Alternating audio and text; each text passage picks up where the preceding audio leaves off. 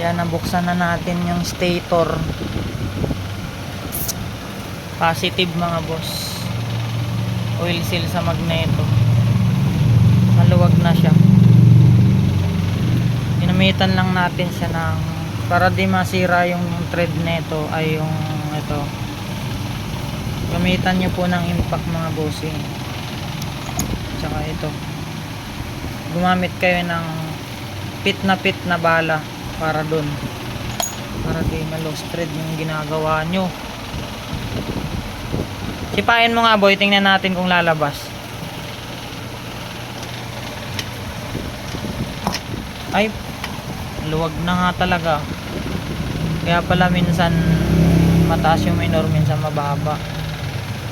Negative na yung ano niya talaga mga bossing.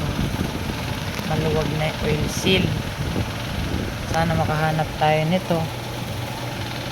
Lusot na sa kunyaw. Walang kaparehas sa dito. Ito yung kaparehas nito mga boss oh. Ay ito yung sukat niya. Baka meron kayo dyan.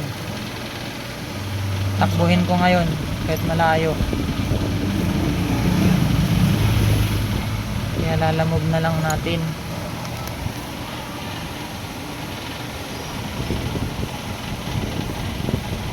$50-17-35 yung sukat niya. Walang kasukat sa dito. Walang ganito yung dito. Ang malas.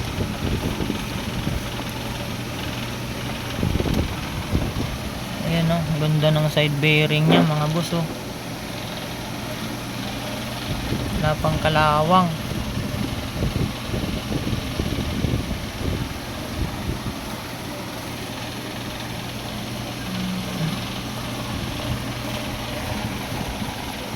Buti napansin agad natin.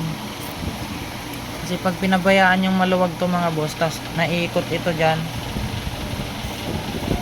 pwedeng magasgas ito itong nilalagyan ng oil seal. Tapos pwedeng lumuwag yan kahit bago, lulusot.